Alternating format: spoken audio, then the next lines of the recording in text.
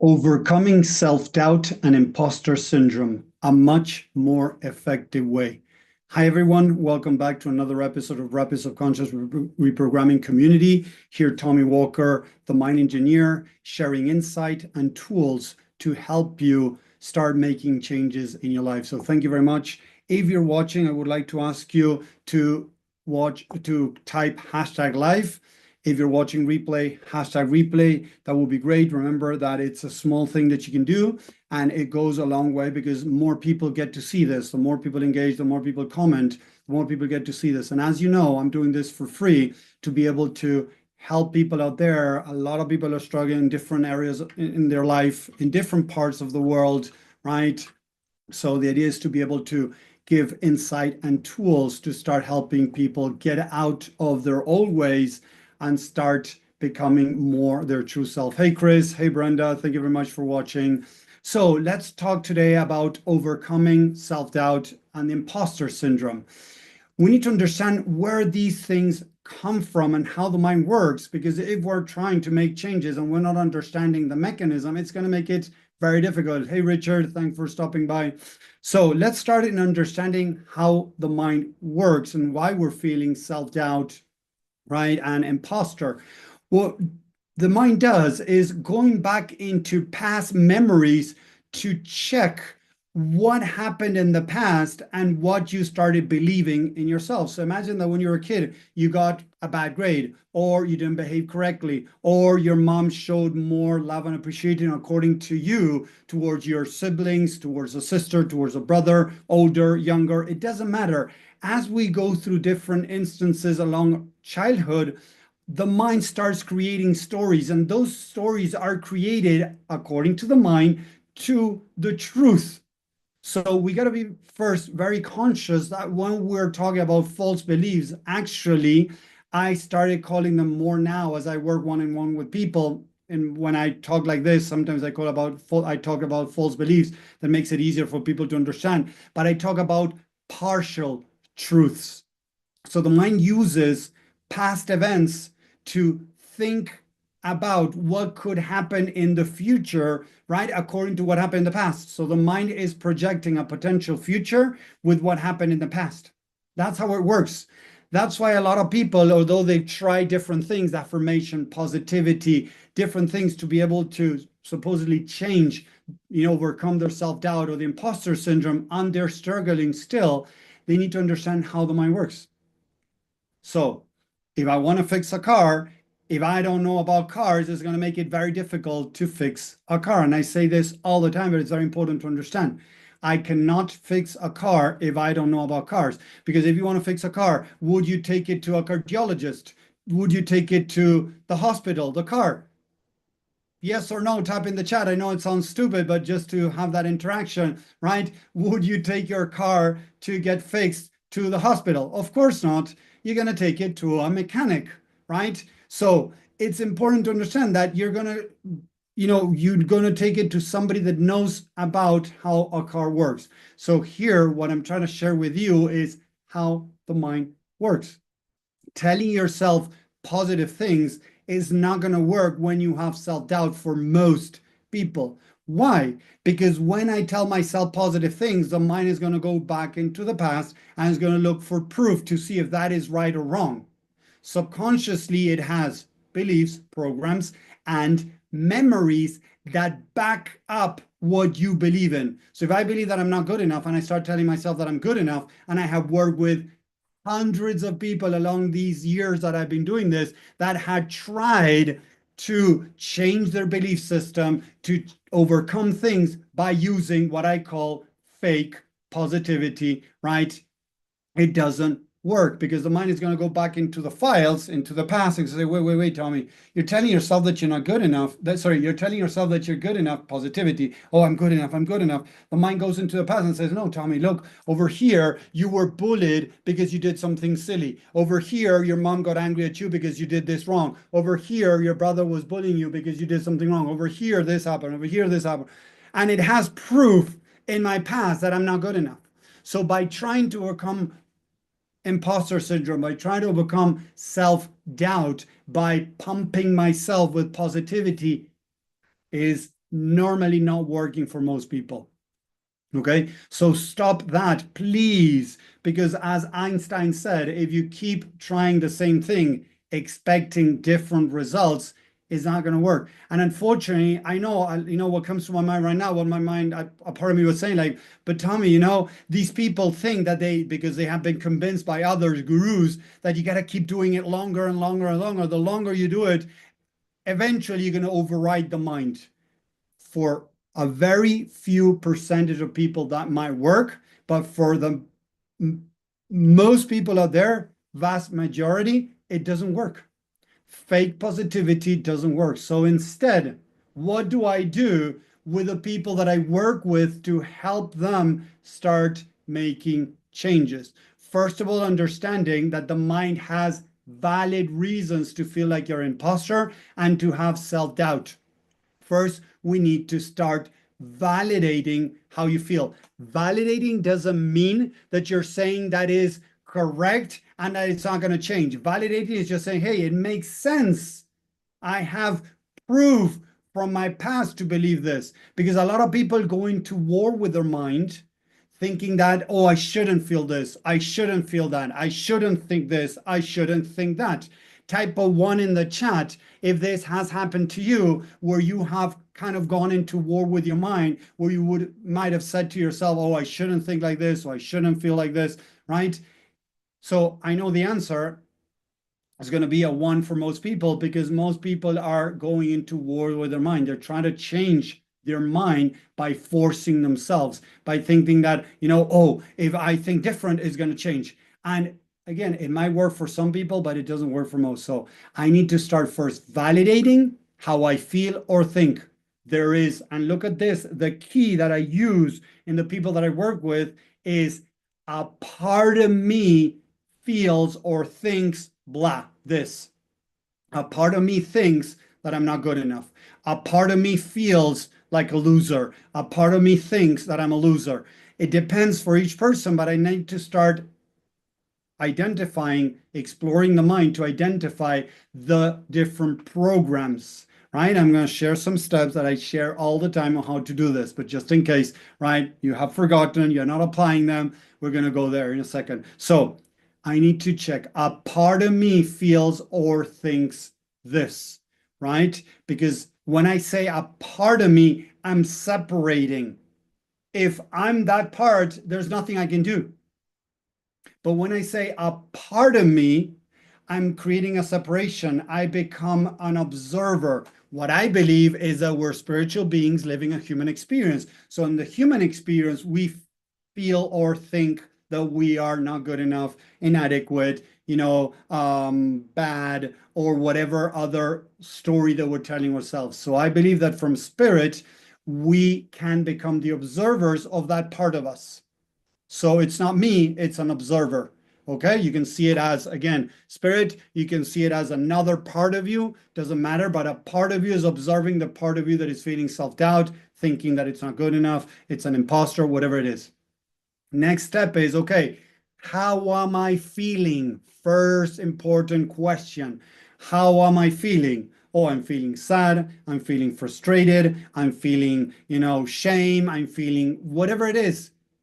And again, validating those feelings, writing them down, okay? I feel shame. Okay, imagine that you said several different emotions. Now you go through the different emotions and asking why. Why do I feel shame? Oh, I feel shame because I should know more. I feel shame because, I choked and I wasn't able to ask for a raise. I choked in the interview and I screwed up. I choked in blah. I choked in this date and I screwed up. Okay, so I have valid reasons to feel that way, right? How does it make me feel about myself? Third question, how does it make me feel about myself that I choked in the interview, that I choked with this, in this person I was talking to, potential, relationship. I choked in, something at work. How does it make me feel about myself? No, it makes me feel not good enough. It makes me feel, not enough. It makes me feel inadequate. It makes me feel like a loser. It makes me feel, like a failure. Whatever it is, try to start identifying the stories that I'm telling myself. Because when I started understanding the stories I'm telling myself, now I can start working from there. Remember how the mind works. We have thoughts, beliefs that trigger emotions. Emotions trigger behaviors. A lot of people are trying to change behaviors, but behavior is the byproduct of what's going deeper in the mind, what's going on deeper in the mind. So I need to go to the belief, to the scripts, but I need to go through the negative emotions. And I know it's not easy. A lot of people out there are teaching that we don't need to go through those negative emotions. We don't need to feel pain. We don't need to blah. Those are all lies. It's like saying that I can build a six-pack, a perfect body without feeling any type of discomfort or pain. Come on. Can I build my muscles without really good muscles, healthy muscles? Don't get me wrong, not by drinking stuff, by healthy muscles, right? Without experiencing any type of pain or discomfort? Unfortunately, it's not going to happen. Because when you go to the gym or when you do exercise, you feel some type of discomfort or some type of pain in the muscles, right? As I was doing some exercises the other day, I pulled a muscle in my leg. So I've been in a little bit of pain lately, but I know that that is something that can happen, of course. And when I'm doing the exercise, I feel some pain, but that pain is developing muscle. The muscle to build needs to go through some type of exercise that eventually is associated with pain. So there's nothing wrong with that. The problem again is when we become the pain. And so much people out there are scared of dealing with their pain because they're scared of becoming the pain and the pain becoming overwhelming, choking enough for them not to know what to do. And that's what happens to a lot of people. But that doesn't mean that we need to discard that pain, ignore it, throw it in the back, repress it or whatever that a lot of people out there are teaching, experimenting.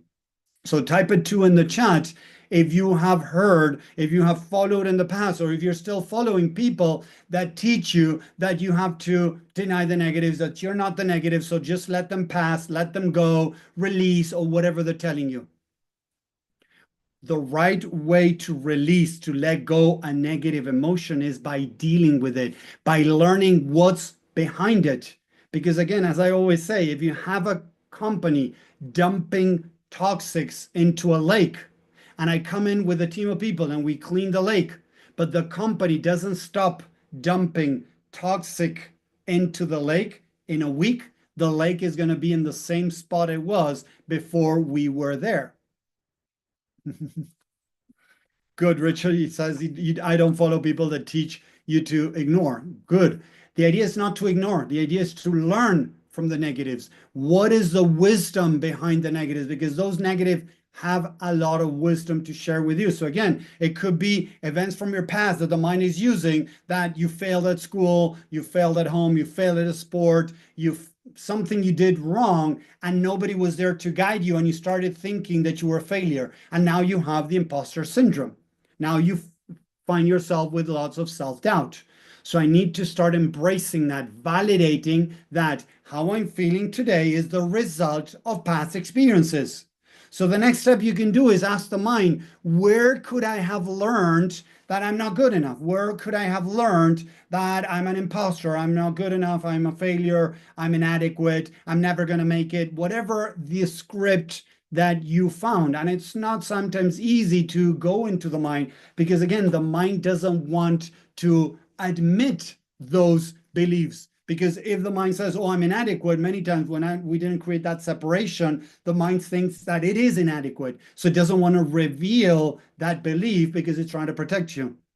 That's why a lot of people come to me and say, Tommy, I've been following you, I've been practicing this, I have your book, I've been doing the course or whatever, and I still struggle to find those beliefs. Yes, because you have a gatekeeper that if we don't come from love, we don't come from unconditional love, many times that gatekeeper doesn't let you go and explore the mind. What I've seen in these 16 years of studying, many techniques out there from inner child healing, compassionate inquiry, CBT, and I can continue coaching, neuroscience, I've studied ACT therapy. I have studied many different techniques out there. And what I've seen, the ones that are more effective had to do with that unconditional love, willing to learn, to take responsibility of how I am also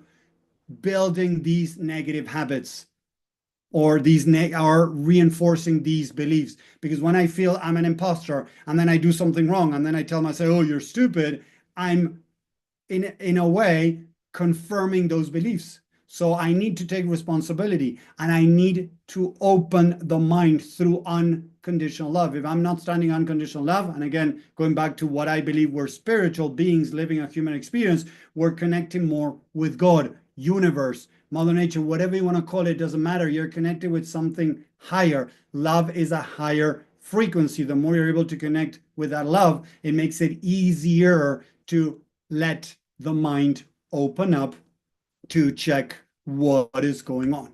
Okay, let me know if this is making sense. Let's do type a 3 in the chat if this is making sense, what I'm saying, please. So where does this come from?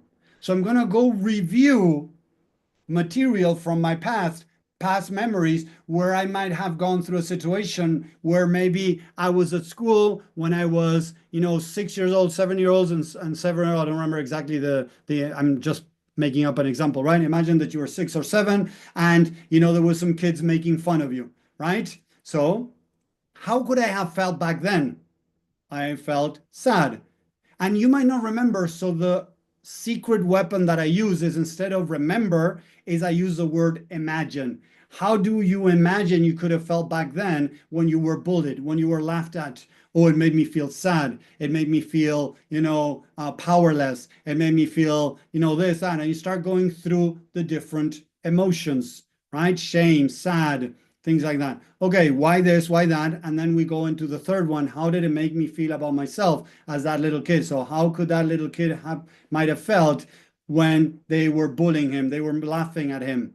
It made that little kid feel not good enough, invaluable, not valuable, inadequate. There you go. So the mind is using that event to create the story of I'm inadequate because these people are laughing at me. That's how the mind works. When we're kids, it cannot think, oh, these guys have unresolved issues. They feel not good enough. And now they're trying to make me feel bad about myself. Boom. So what the mind does is take it personal and think there might be something wrong with me. That's why these guys are laughing at me. That little kid didn't have an adult to help that little kid go through what was going on. So the recommendation, and I've been doing this for 16 years, and I teach it to the people that I work with, what we do is you imagine yourself that adult, and what would you tell that little kid? Imagine it's Tommy to little Tommy. Hey, buddy, I understand that you think that you're not good enough because these kids are laughing at you. So first I validate what that part of me is feeling. You have valid reasons to feel this, shame, sad, frustration, powerless, that you think that you're not good enough, whatever. I'm going to review what that part of me said.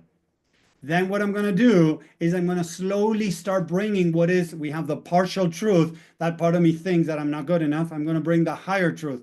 Hey, buddy, it makes sense that you feel this. You know what? These kids might have felt very insecure about themselves. That's why they are making fun of you, because that's a way of trying to bring you down to try to feel better, so that they can try to feel better about themselves. So it has nothing to do with you. It has to do with them.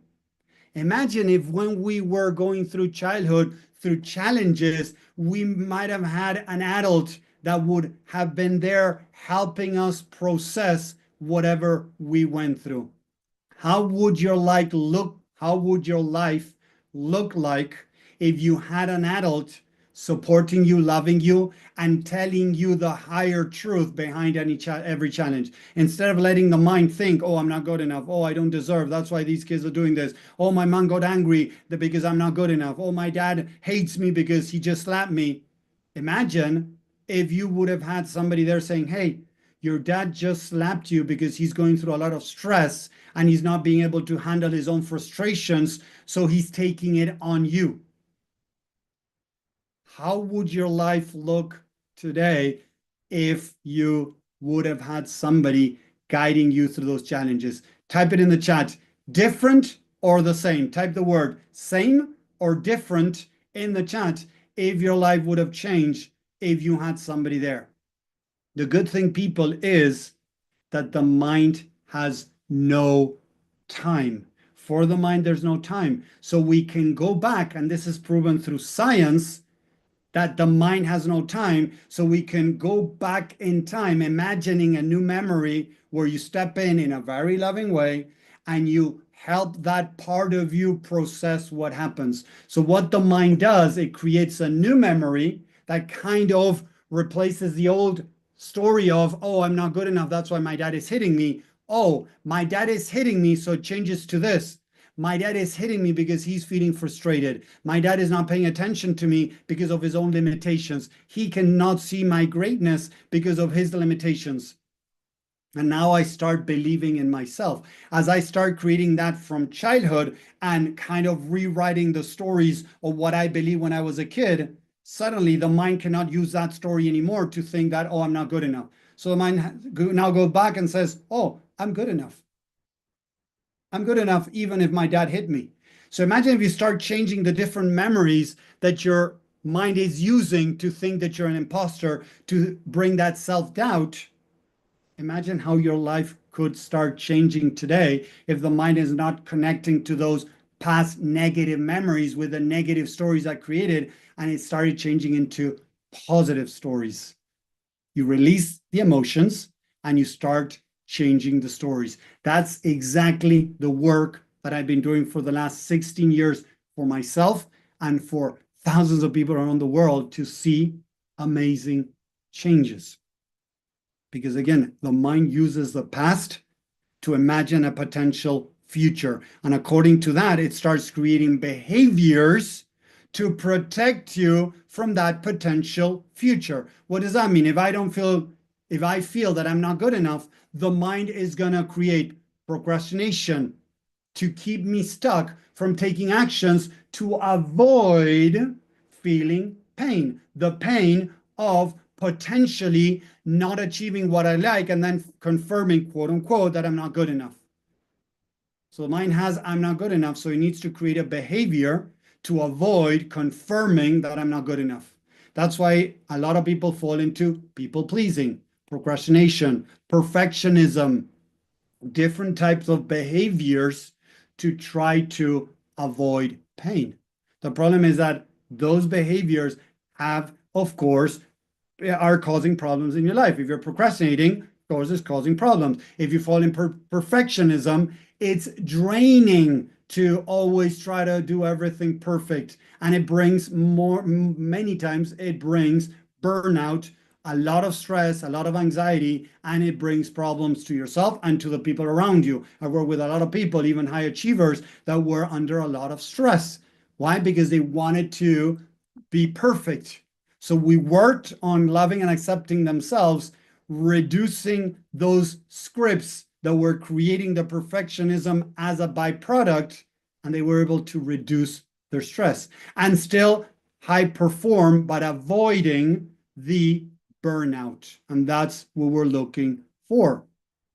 So it's important to, again, understand how the mind works, because if we understand how the mind works, we're able to start making changes. Because if I focus on a behavior to make a change, unfortunately, it's not going to work, as I just explained in this training. So again, let me know in this chat if you're loving this, if you're liking this, if it's making sense. Start applying these things that I teach to you. It might not be easy, don't get me wrong, but at least try, practice, practice, practice. Like you're trying a new sport that might not be easy to practice, but as you practice it and you get better at it, I promise you that things can start changing.